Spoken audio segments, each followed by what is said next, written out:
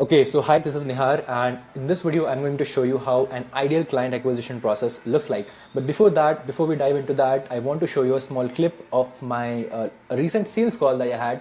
And in that sales call, that prospect, he is explaining the process, how he got into our ecosystem, our funnel, our process, and finally ended up buying the product. Okay, so let's get into the video.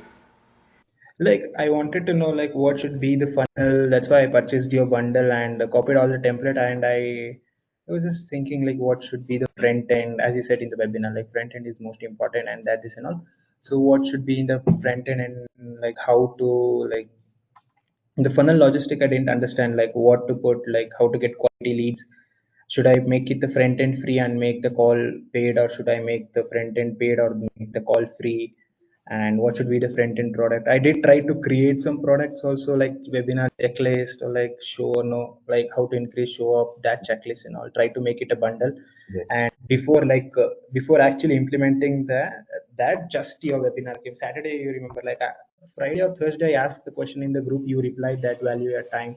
Yeah. So I just paused. Like I was about to launch the ads, and Oh, your that's webinar the came. one. Okay. Yeah. Yeah. I remember replying with Darshan on Yeah, that. yeah. You replied that you are investing time. So you are investing all your time, value it.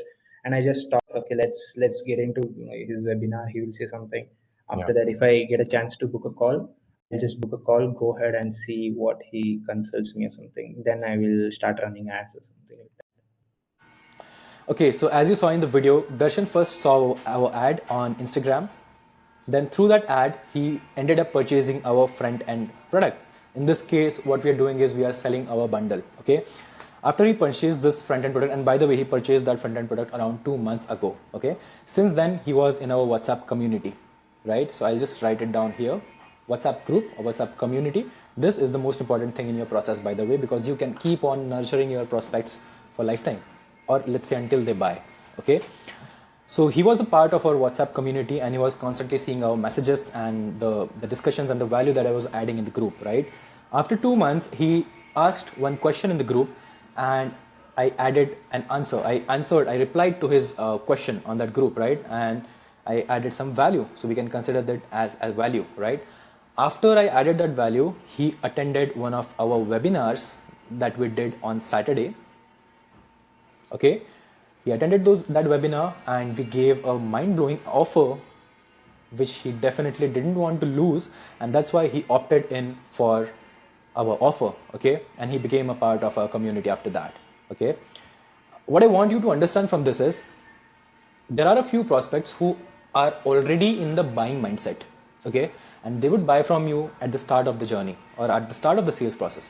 But then there's a certain percentage of people who need a little more time and a little more pushing before they even start trusting you, before even they start accepting that they need you or they need to get your product. Okay, and that's why we have to keep on adding touch points in the journey. In this case, in Darshan's case, he had like 1, 2, 3, 4, 5, and 6. He had like 6 touch points, right? Now, maybe just 5 touch points, right? And apart from that, after he purchased the front end product, he also had received some emails. Okay, there were I think 7 to 8 emails that he received after that. Plus, he had also gone through our VSL, which is 22 minutes long. Okay, so the number of touch points also matter. On top of that, the number of hours that he's spending through your content, or maybe going through your content or experiencing your content, that also matters as well.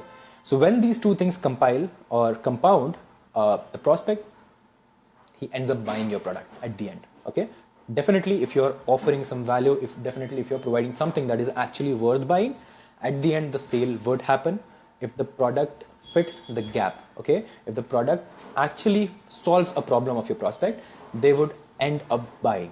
As simple as that. And this is how an ideal sales process should look. And for this, you have to set up a system, you have to set up automations. You do not have to rely on just one. I mean, you cannot expect to have just one VSL funnel and magically you would start closing clients. It doesn't work like that. You have to have a compound system which works on automations, which works on email reminders, which works on automated VSLs, which works on value that you're adding through the community. Okay, because At the end, if you want to increase your sales conversion rates, you have to focus on nurturing your prospects. That is what 99% of businesses do not do, and this is what can make you stand apart from them. Okay, cheers. And this is what is required to for you to become a money magnet and join our cult, join our community. If you are one of them, watch our next video.